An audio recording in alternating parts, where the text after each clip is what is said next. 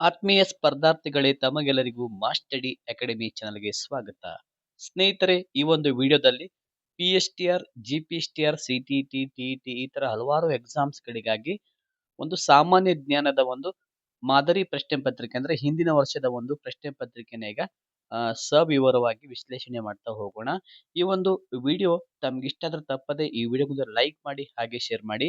ಯಾರೆಲ್ಲ ಒಂದು ಪ್ರಾಥಮಿಕ ಶಾಲಾ ಶಿಕ್ಷಕರ ನೇಮಕಾತಿ ಹಾಗೆ GPSTR ಈ ತರ ಎಕ್ಸಾಮ್ಸ್ಗಳಿಗೆ ಪ್ರಿಪರೇಷನ್ ಮಾಡ್ತಾ ಇದ್ರೆ ಸೊ ನಿಮಗೆ ಈ ಒಂದು ವಿಡಿಯೋ ಖಂಡಿತವಾಗಿಯೂ ಹೆಲ್ಪ್ ಆಗುತ್ತೆ. ಹಾಗಾಗಿ ಈ ವಿಡಿಯೋನ ಲೈಕ್ ಅನ್ನ ಕೊಡಿ. ಹಾಗೆ ಇದೇ ತರ ಇನ್ನೂ ಹೆಚ್ಚಿನ ರೀತಿಯ ವಿಡಿಯೋಸ್ಗಳು ಬೇಕಾದರೆ ನಿಮ್ಮ ಸ್ನೇಹಿತರಿಗೂ ಸಹ ಈ ವಿಡಿಯೋಸ್ ಅನ್ನ ಶೇರ್ ಮಾಡೋದ್ರ ಮೂಲಕ ನಮ್ಮ ಮಾಸ್ಟಡಿ ಅಕಾಡೆಮಿ ಚಾನಲ್ ನ ಸಬ್ಸ್ಕ್ರೈಬ್ ಆಗಿ ಸ್ನೇಹಿತರೆ. ಹಾಗಾದ್ರೆ ಬನ್ನಿ ಶುರು ಮಾಡೋಣ.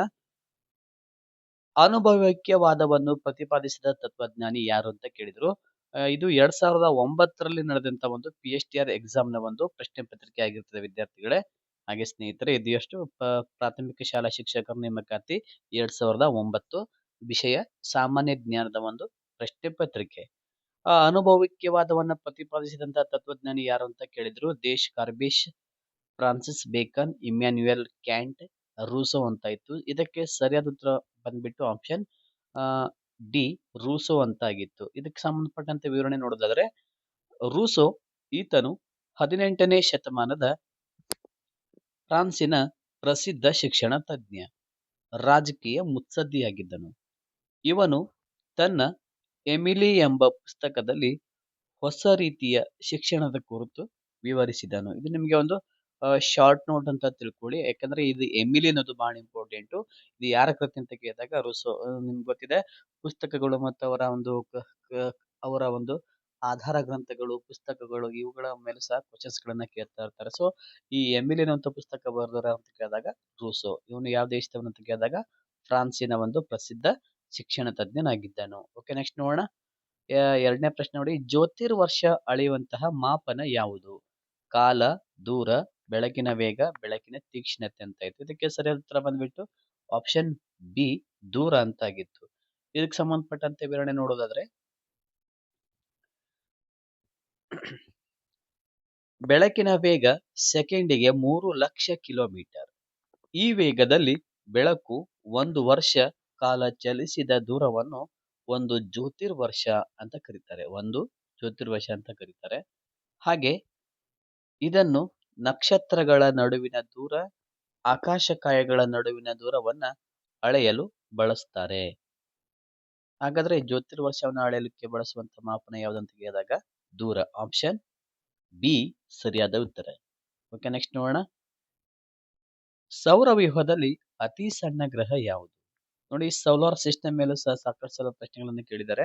ಸೌರವ್ಯೂಹದಲ್ಲಿ ಅತಿ ಸಣ್ಣ ಗ್ರಹ ಸರಿಯಾದ ಉತ್ತರ ಆಪ್ಷನ್ ಎ ಬಂದ್ಬಿಟ್ಟು ಏನಿತ್ತು ಬುಧ ಗ್ರಹ. ಸೊ ಇಲ್ಲಿ ಬಿ ಗ್ರಹ ಅಷ್ಟೇ ಮೆನ್ಷನ್ ಆಗಿದೆ. ಮಂಗಳ ಗ್ರಹ, ಯುರೇನಸ್. ಇದಕ್ಕೆ ಸರಿಯಾದ ಉತ್ತರ ಆಪ್ಷನ್ ಡಿ ಬುಧ ಗ್ರಹ. ಹಾಗಾದ್ರೆ ಈ ಸೋಲಾರ್ ಸಿಸ್ಟಮ್ ಅಂದ್ರೆ ಈ ಗ್ರಹಗಳ ಬಗ್ಗೆ ನಾವು ಸಂಕ್ಷಿಪ್ತವಾದಂತ ಮಾಹಿತಿ ನೋಡೋದಾದ್ರೆ, ಸೌರವ್ಯೂಹದ ಕೇಂದ್ರ ಬಿಂದು ಸೂರ್ಯ. ಹಾಗೆ ಸೂರ್ಯನಿಗೆ ಸಮೀಪದ ಗ್ರಹ ಬುಧ ಗ್ರಹ, ಕೆಂಪು ಗ್ರಹ ಅಂತ ಮಂಗಳ ಗ್ರಹವನ್ನ ಕರೀತಾರೆ. ಹಾಗೆ ಅತಿ ಚಿಕ್ಕ ಗ್ರಹ ಬಂದ್ಬಿಟ್ಟು ಬುಧ ಗ್ರಹ.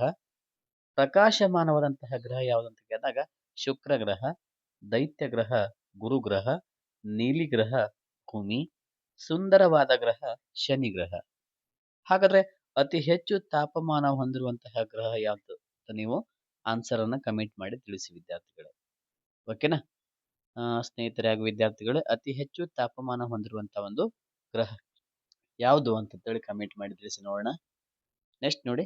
ಮೊಟ್ಟ ಮೊದಲಿಗೆ ಸೂಕ್ಷ್ಮಗ್ರಾಹಿಯಲ್ಲಿ ಜೀವಕಣವನ್ನ ಕಂಡುಹಿಡಿದಂತಹ ವಿಜ್ಞಾನಿ ಯಾರು? ಎಂ ಶ್ಲೀಡನ್, ಟಿ ಶ್ವಾನ್, ರಾಬರ್ಟ್ ಹುಕ್, ಹಾಗೆ ಎವಿ ಲ್ಯೂವೆಕ್ ಹಾಕ್ ಅಂತ ಇದೆ. ಇದಕ್ಕೆ ಸರಿಯಾದ ಉತ್ತರ ರಾಬರ್ಟ್ ಹುಕ್ ಸರಿಯಾದ ಉತ್ತರ. ಆನ್ಸರ್ ನೋಡಿ, ವಿವರಣೆ ಬಂದ್ಬಿಟ್ಟು ನೋಡಿ. ರಾಬರ್ಟ್ ಹುಕ್ ಎಂಬ ವಿಜ್ಞಾನಿ 1663ರಲ್ಲಿ ಇದನ್ನ ಕಂಡುಹಿಡಿದನು. ಇವನು ಒಂದು ಬೆಂಡನ್ನು ಸೂಕ್ಷ್ಮ ದರ್ಶಕದಲ್ಲಿ ವೀಕ್ಷಿಸಿದಾಗ ಸಣ್ಣ ಸಣ್ಣ ಕೋಣೆಗಳಿಂದ ರಚನೆಗಳು ಕಂಡುಬಂದವು. ಇವುಗಳನ್ನು ಇವನು ಸೆಲ್ಯುಲಾ ಎಂದು ಕರೆದನು. ಹಾಗಾದ್ರೆ ಇದರ ಅರ್ಥ ಚಿಕ್ಕ ಕೋಣೆ ಅಂತ ಅರ್ಥ, ಸೆಲ್ಯುಲಾ ಅಂತ ಕರೀತಾರೆ.